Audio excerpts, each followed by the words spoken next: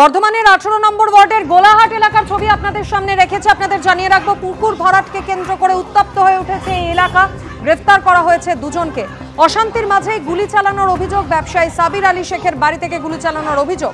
4 থেকে 5 রাউন্ড গুলি চালানো হয়েছে বলে অভিযোগে সরব হয়েছেন স্থানীয় কাউন্সিলর। লাইসেন্সপ্রাপ্ত বন্দুক থেকে নিরাপত্তা কর্মী গুলি চালিয়েছে। আত্মরক্ষার্থে শূন্য 1 রাউন্ড গুলি চালিয়েছে। দাবি করা হয়েছে অভিযুক্তের পরিবারকে। পুকুর ভরাটকে কেন্দ্র করে এই উত্তেজনা ছড়ায় এবং এই ঘটনায় ইতিমধ্যেই দুজনকে গ্রেফতার করেছে পুলিশ।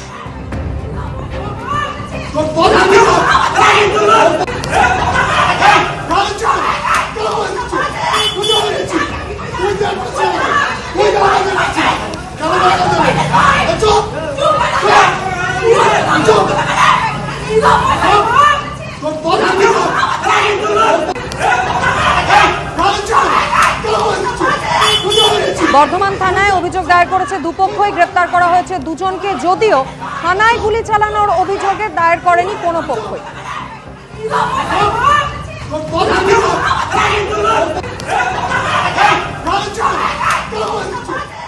যে ছবি আপনাদের সামনে রেখেছি, কসবায় হোটেলে যুবকের রহস্য মৃত্যুর ঘটনা। এই হোটেলে রহস্য মৃত্যুর ঘটনা ঘটেছে আর তারপর থেকে একাধিক চাঞ্চল্যকর তথ্য সামনে আসছে। নিহত চার্টার্ড অ্যাকাউন্টেন্টের পা বাঁধা ছিল, পুলিশ সূত্রে এমনটাই খবর। হোটেলের ঘর থেকে এখনো পর্যন্ত পাওয়া যায়নি যুবকের মোবাইল ফোন। আর কি কি তথ্য তদন্তকারীদের হাতে এই মুহূর্তে রয়েছেন, আরো বিস্তারিত আমাদের জানাবেন প্রতিনিধি পার্থপ্রতিম ঘোষ আমাদের সঙ্গে রয়েছেন। পার্থপ্রতিম, এই যুবকের রহস্য মৃত্যুর ঘটনা কসবার হোটেলে, তারপর 1.5 দিনের বেশি সময় পেরিয়ে গিয়েছে। তদন্ত প্রক্রিয়া এই মুহূর্তে ঠিক কোন পর্যায়ে রয়েছে?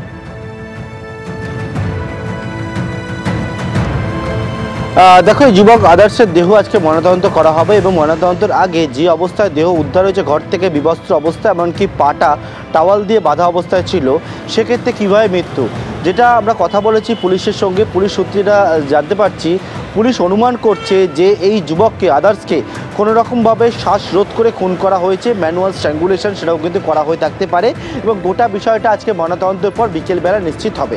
কিন্তু খুন হয়েছে বলে পুলিশ প্রাথমিকভাবে অনুমান করছে। কিন্তু খুন হলে কেন খুন হলো, এক্ষেত্রে উঠে আসে সেটা হচ্ছে খুনের কারণ সম্পর্কে নিশ্চিত নয়। কারণ যারা এই খুনের ঘটনার সঙ্গে যুক্ত তারা যতক্ষণ না ধরা পড়ছে ততক্ষণ নিশ্চিত নয়।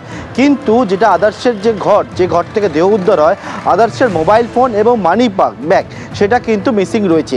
এক্ষেত্রে তদন্তকারীরা মনে করছে যে লুটের উদ্দেশ্যে কি কোনো খুন হয়েছে, নাকি এখানে কোনো রকমভাবে কোনো গণ্ডগোল হয়েছিল, আদার্সকে কোনো রকমভাবে ব্ল্যাকমেল করা হচ্ছিল, সেই বিষয়টা উঠে আসছে। এবং এক্ষেত্রে আরও একটা বিষয়, সেটা হচ্ছে রাত্রি 8:30 নাগাদ 3 জন মিলে 2টোই রুম বুক করে অনলাইনে। আদার্স বুক করেছিল বলে জানা যায় এবং সেক্ষেত্রে হোটেলের যে 2টো রুম বুক করা হয়, হোটেলের যারা কর্মীরা রয়েছে, হাউসকিপিং রয়েছেন, তারা সেই হোটেলের যে ঘর দেখিয়ে দেয় এবং যে সিসি ক্যামেরা রয়েছে, সেই সিসি ক্যামেরা ফুটেজে দেখতে পাওয়া যায় একটা রুমের মধ্যে আদার্স প্রথমে প্রবেশ করে এবং অপর একটা রুমে অন্য যে যুবক এবং তার সঙ্গে এক তরুণী, তারা কিন্তু সেই রুমের মধ্যে প্রবেশ করে। কিছুক্ষণ পর সিসি ক্যামেরা ফুটেজ এবং যারা হোটেলে হাউসকিপিং তাদেরকে জিজ্ঞাসাবাদ করে পুলিশ জানতে পেরেছে 8:30টার সময় 2টো রুমে 3 জন মিলে প্রবেশ করার পর দ্বিতীয় যে রুম ছিল, অর্থাৎ যে রুমে এক যুবক এবং তরুণী প্রবেশ করেছিল, যাদের খোঁজ শুরু হয়েছে, তারা কিন্তু আদার্সের রুমে ঢোকে এবং তারপর রাত্রি 2:30 নাগাদ এই হোটেল থেকে বেরিয়ে যায় ওই যুবক এবং তরুণী। পায়ে হেঁটে একেবারে হোটেলের বাইরে থেকে তাদেরকে বেরোতে দেখা যায় এবং এক্ষেত্রে তদন্তকারীরা মনে করছেন যে কোনো রকমভাবে ব্ল্যাকমেল করা হয়েছিল কি আদার্সকে, নাকি কোনো রকমভাবে কোনো গণ্ডগোল হয়েছিল হোটেলের রুমে এবং যার জন্যই খুন করা হয়েছে বলে তারা মনে করছেন। এবং এক্ষেত্রে বিভিন্ন বিষয়, যেমন পুলিশের কাছে উঠে এসছে যে মোবাইল ফোনটা মিসিং রয়েছে, সেই মোবাইল ফোন যখন যা দেখতে পান তদন্তকারীরা, সেই মোবাইল ফোনে যে হোয়াটসঅ্যাপ অ্যাকাউন্ট ছিল সেটাকে কিন্তু ডিঅ্যাক্টিভেট করা হয়েছে বলে জানা যায় গতকালকে দুপুর 2:41 নাগাদ। এবং এর দরুন যেটা হচ্ছে সেটা হচ্ছে বিভিন্ন যে গ্রুপগুলো রয়েছে আদার্সের, সেই গ্রুপগুলো থেকে আদার্সকে লেফট হতে দেখতে পাওয়া যায়। অর্থাৎ এই যে খুনের ঘটনা বা প্রাথমিকভাবে যারা মনে করছে তদন্তকারীরা খুন হয়েছে, এই খুনের কারণ কি সেটাই তদন্তকারীরা একদিকে জানার চেষ্টা করছে। আততায়ীদের খোঁজ শুরু হয়েছে, এখনও পর্যন্ত কারো খোঁজ পাওয়া যায়নি। তারা যে তথ্য দিয়েছিল হোটেলের কাছে, সেই তথ্য কিন্তু ভুল রয়েছে বলে মনে করছেন তদন্তকারী আধিকারিকরা। বিভিন্ন জায়গায় তল্লাশি অভিযান রাতভর হয়েছে, এখনও পর্যন্ত আততায়ীদের কোনো খোঁজ পাওয়া যায়নি এবং আজকে দেহ ময়নাতদন্ত হবে এবং খুনের মোটিভ কি তারপরে অনেক প্রশ্নের উত্তর পাওয়া যাবে বলেই মনে করছেন তদন্তকারী আধিকারিকরা। পার্থ, তুমি আমাদের সঙ্গে থাকো, আপনাদের জানিয়ে দেবো এই মুহূর্তে এই ঘটনা নিয়ে আরো বিস্তারিত আমাদের জানাবেন আরো দুই প্রতিনিধি আমাদের সঙ্গে রয়েছেন, হিন্দোল দে এবং ভাস্কর মুখোপাধ্যায় রয়েছেন। নিহত যুবক যার বাড়ি বীরভূমের দুবরাজপুরে, সেই দুবরাজপুরের বাড়ির সামনে থেকে ভাস্করের কাছে আসবো, তবে তার আগে আমি একবার হিন্দোলের কাছে চলে যাই। হিন্দোল, পার্থপ্রতিম যেমনটা আমাদের বলছিল যে তথ্য সামনে আসছে, মোবাইল ফোন তার পাওয়া যায়নি এবং অন্যদিকে এই নিহত যুবক বিবস্ত্র অবস্থায় তার দেহ উদ্ধার হয়েছিল, পা বাঁধা ছিল। তোমার কাছে জানতে চাইবো, এক তরুণী এবং যুবককে নিয়ে হোটেলে ওঠেন এই নিহত যুবক, এই তরুণী এবং যুবকের পরিচয় সম্পর্কে কোনো খবর রয়েছে? পুলিশ সূত্রে কি আপডেট? দেখো, পুলিশ প্রাথমিক তদন্তে যেটা জানাচ্ছে যে তরুণীর বাড়ি কালীঘাট অঞ্চলে এবং আরেক যে যুবক যে এখনো পর্যন্ত পলাতক, যার খোঁজে তল্লাশি চলছে, তার বাড়ি নদিয়া জেলায়। এবং এই যে দুজন, অর্থাৎ কিনা এই তরুণী এবং যেই যুবক যারা পলাতক, এই খুনের ঘটনায় কিন্তু তারা সরাসরি যুক্ত রয়েছে বলে পুলিশ মনে করছে। কেননা গতকালই জয়েন্ট সিভিক ক্রাইম স্পষ্টত বলেছেন যে এই ঘটনাটা দেখে মনে হচ্ছে আদর্শের যে মৃত্যু, সেই মৃত্যুর ঘটনা কিন্তু খুন, এবং এই খুনের ঘটনাকে সামনে রেখে পুলিশ তদন্ত প্রক্রিয়া চালাচ্ছে। এবং পুলিশের কাছে এটা সবচেয়ে বড় বিষয় যে এটা যে পুলিশকে ভাবাচ্ছে যে আদর্শকে কিন্তু রীতিমতো নগ্ন অবস্থায় পায় পুলিশ, এবং তার দেহে পোশাক ছিল না এবং তার পাটা কিন্তু বাঁধা ছিল।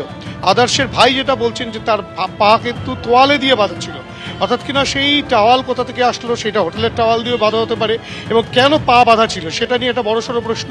এবং যেহেতু তার দেহে পোশাক ছিল না, সেটা নিয়েও কিন্তু পুলিশ গোটা বিষয়টি খতিয়ে দেখছে।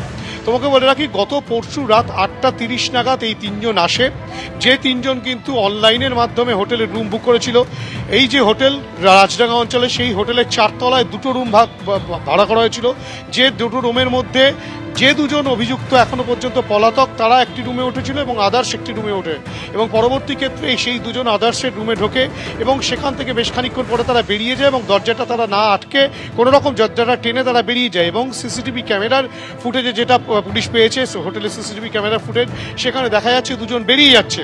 সেই দুজন হোটেল কর্তৃপক্ষকে কোনো কিছু না জানিয়ে বেরিয়ে গেল, সেটাই কিন্তু পুলিশকে ভাবাচ্ছে। পাশাপাশি আদার্সের পরিবারের সদস্যরা, আদার্সের ভাই যেটা স্পষ্টত বলছেন যে তারা কিন্তু একটা চক্রের মধ্যে পড়ে গেছিল তার দাদা, এবং একটা প্রেস্টিজিয়াস জব তার দাদা করতেন, চার্টার্ড অ্যাকাউন্টেন্ট ছিলেন, তাকে কিন্তু রীতিমতো ট্র্যাপ করা হয়েছিল বলে তারা মনে করছেন। এবং ইতিমধ্যেই কসবা থানায় তারা অভিযোগ দায়ের করেছেন আননোনের বিরুদ্ধে। কিন্তু পুলিশ কিন্তু ইতিমধ্যেই সেই দুজনের খোঁজে তল্লাশি চালাচ্ছে, কারণ তাদের আইডেন্টিফিকেশন পুলিশের কাছে অনেকটাই পরিষ্কার রয়েছে।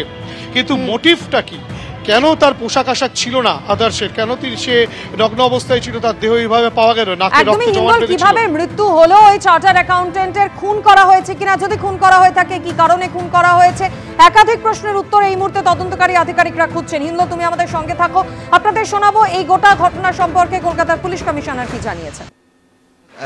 গতকাল কাসবাতে যেটা হয়েছে সেকেন্ড ইনসিডেন্ট হয়েছে, এর আগে পার্ক স্ট্রিটে যেটা হলো সেটা তদন্ত করে পুলিশ যারা ইনভলভ ছিল দুজন উড়িষ্যা থেকে, ওদেরকে অ্যারেস্ট করেছিল। এটা এখনও তদন্ত হচ্ছে, আমরা আশা করছি যারা ইনভলভ আছে ওরা ধরা পড়বে। মেন যেটা আছে দ্যাট এটা ফার্দার কীভাবে প্রিভেন্ট করা যায় সেটা আমরা গতকালও আমরা রিভিউ করেছি, আজকে আবার আমরা বসবো। অ্যান্ড হোটেল ওনার্স যারা আছে ওদেরকে কিভাবে আমরা সতর্ক থাকার জন্য বলবো, সেটা আমরা আজকে গাইডলাইন তৈরি করে জানিয়ে দেব, যাতে এটা ফার্দার না ঘটে আর প্রিভেন্ট করা যায়। না, এটা ইনিশিয়াল স্টেজেই আছে ইনভেস্টিগেশনে, সেই জন্য এই মুহূর্তে আমরা কিছু বলছি না। নিহত চার্টার্ড অ্যাকাউন্টেন্ট যার রহস্যজনক মৃত্যুর ঘটনা ঘটেছে কসবার হোটেলে, তার বাড়ি বীরভূমের দুবরাজপুরে। এই মুহূর্তে সরাসরি আপনাদের দুবরাজপুরে নিয়ে যাব, সেখান থেকে রয়েছেন প্রতিনিধি ভাস্কর মুখোপাধ্যায়। ভাস্কর, তুমি পুলিশ কমিশনার তার বক্তব্য শুনলে, এখনো পর্যন্ত তদন্তর প্রক্রিয়ায় একাধিক ধোঁয়াশা রয়েছে, পরিবার কি বলছে, কবে শেষবার কথা হয়েছিল তাদের সঙ্গে? দেখো, কিছুক্ষণ আগেই পরিবারের সঙ্গে কথা বলেছি যে এই ঘটনার সঙ্গে কারা যুক্ত, তারা কাকে সন্দেহ করছে, সেই বিষয়টি কি তাদের কাছে কোনো ধারণা আছে কিনা, কিন্তু তারা এখনো স্পষ্ট ধারণা দিতে পারেননি যে এই ঘটনার সঙ্গে কারা যুক্ত রয়েছে। বিক্ষিপ্তভাবে তারা বিভিন্ন কথা বলছেন এবং বিষয়গুলো তুলে ধরছেন। একদিকে যেমন ওর বাবা জানিয়েছে যে যেহেতু ছেলে খুব বড় কোম্পানিতে কাজ করতো এবং রিসেন্ট সে প্রমোশন পাচ্ছিল, তাতে একটা বিরোধ তৈরি হতে পারে, এবং তার ছেলে যে এরকম একটা চাপের মধ্যে ছিল, অর্থাৎ তার সঙ্গে যারা কাজ করছে তারা প্রমোশন পায়নি বা তারা ইনক্রিমেন্ট পায়নি, সেখানে একটা চাপের মধ্যে ছিল, সেটা কিন্তু ছেলে এবং বাবার মধ্যে ডিসকাস হয়েছিল। কিন্তু কিন্তু যেভাবে একজন মহিলা এবং একজন পুরুষ যেখানে হত্যাকাণ্ড ঘটেছে সেখানে ছিল তারা, সেই বিষয়টা তাদের কাছে পরিষ্কার নয়। কারণ তার বাবাও জানিয়েছে যে যেটুকু তথ্য তিনি জানতে পেরেছেন, অনলাইনেই বুকিং হয়, 2টো রুম বুক করা হয়েছিল, সেখানে একটা রুমে ছিল এই দুজন আর একটা রুমে ছিল সে, এবং লাস্ট যাতে দেখা গেছে সেই দুজন এই আদর্শের রুমে আসে, তারপর সেখান থেকে বেরিয়ে যায়। এবং তার যারা বন্ধু রয়েছে বা আত্মীয় রয়েছে, তারা যাদের সঙ্গে ক্লোজ রিলেশনশিপ ছিল এই আদর্শের, তারা বেশ কিছু জিনিস তুলে ধরেছেন। তারা জানিয়েছেন যে যখনই তারা মৃত্যুর খবর পান, তারপরে কি তারা যখন সোশ্যাল মিডিয়া দেখতে শুরু করেন, অর্থাৎ আদর্শের যেগুলো অ্যাকাউন্ট রয়েছে ফেসবুক বা ইনস্টাগ্রাম বা স্ন্যাপচ্যাট এবং হোয়াটসঅ্যাপ, সেগুলো দেখেন যে তার মধ্যে ম্যাক্সিমামই ডিঅ্যাক্টিভেট করে দেওয়া হচ্ছে এবং কিছু ডিলিট করে দেওয়া হচ্ছে, সেই অ্যাকাউন্টই আর খুঁজে পাওয়া যাচ্ছে না। কেন ডিলিট করা হয়েছে সেই প্রশ্নই তারা তুলেছেন। আমাদের সঙ্গে এই মুহূর্তে রয়েছে তার খুব কাছে, যার সঙ্গে আদর্শ প্রায় 2 বছর কলকাতায় ছিল, সেই মোহিত আগরওয়ালার সঙ্গে কথা বলবো। কী হয়েছিল, আপনি যে সোশ্যাল মিডিয়া যেগুলো ছিল আদর্শ, সেগুলো কি ডিঅ্যাক্টিভেট বা ডিলিট করা হয়েছে, কী হয়েছে? কালকে যখন এই ঘটনা আমি যখন জানতে পারি, তারপরে আমরা যখন এসছি সব বন্ধুরা যখন কথা বলছিলাম এটা নিয়ে ডিসকাস হচ্ছিল, তখন অনেকজনের কাছে জানতে পেলাম কি তাদের রিসেন্টলি তার আগের দিনই কথা হয়েছে, অথবা তাদের সেই সন্ধ্যেবেলায় কথা হয়েছে। সেই চ্যাটগুলো, স্ন্যাপচ্যাটের চ্যাটগুলো, তার একটা বন্ধু সংকেতের সাথে চ্যাট হয়েছে, সেইটা ডিলিট হয়ে গিয়েছে। হোয়াটসঅ্যাপের অ্যাকাউন্ট যেটা ছিল সেটাও ডিলিট হয়ে গেছে। ফেসবুকে তার অ্যাকাউন্টটা খুঁজে পাওয়া যাচ্ছে না, শুধুমাত্র ইনস্টাগ্রামে অ্যাকাউন্টটা এখনও অ্যাক্টিভ আছে, সেইখানে আমরা ওদেরকে খুঁজে পাওয়া যাচ্ছে। তাছাড়া আর কোনো সোশ্যাল প্রেজেন্স পাওয়া যাচ্ছে না। সেইটা অনেক মানে এমনি কোনো কি মোবাইল ব্যবহার, আদর্শ কি মোবাইল ব্যবহার করতেন? আইফোন ইউজ করতেন, 2টো ফোন ছিল, 2টোই আইফোন ছিল, একটা 16 ছিল, একটা 13 ছিল। আইফোনে তো এইভাবে করা যাবে না, মানে ওখানে তো যেহেতু সিকিউরিটি কোড অনেক হাই, সেক্ষেত্রে কীরকমভাবে করেছে আপনার কি মনে হচ্ছে? সেই আইফোনে তো আমি যতটুকু জানি কি না, যদি কেউ মৃত্যুর শরীরে আপনি আইফোন রেটিনা ভেরিফিকেশন করতে পারবেন না। যে হিসাবে আমার যে লাগছে, সেইটা যখন আদর্শদাস যখন জীবিত ছিলেন তখনই সেই অবস্থায় ওনাকে টর্চার করে, নাহলে কিছু প্রেশারাইজ করে ওনার অ্যাকাউন্টগুলো ডিলিট করা গিয়েছে। এইটাই হতে পারে একমাত্র কারণ। আর কিছু না কিছু আমাদের নিশ্চয়ই এটা সন্দেহ হচ্ছে কি এইরকম সব অ্যাকাউন্টসগুলো ডিলিট করার মানে কিছু না কিছু এখান থেকে বহুত গম্ভীর জিনিস লুকোনো যাচ্ছে পাবলিকের কাছে, যে থ্রু মানে কেসটা অনেক জলদি সলভ হয়ে যেত। আমি যতটুকু এখন পর্যন্ত খবর পেয়েছি কি এখন পর্যন্ত ফোনটাও পাওয়া যায়নি ওনার। পরিবারের তরফ থেকেও একাধিক অভিযোগের কথা সামনে আনা হচ্ছে। অবশ্যই তদন্ত প্রক্রিয়ার দিকে আমাদের নজর থাকবে। ভাস্কর ধন্যবাদ, পার্থ হিন্দল তোমাদেরকেও ধন্যবাদ। এবিপি আনন্দ, এগিয়ে থাকে, এগিয়ে রাখে।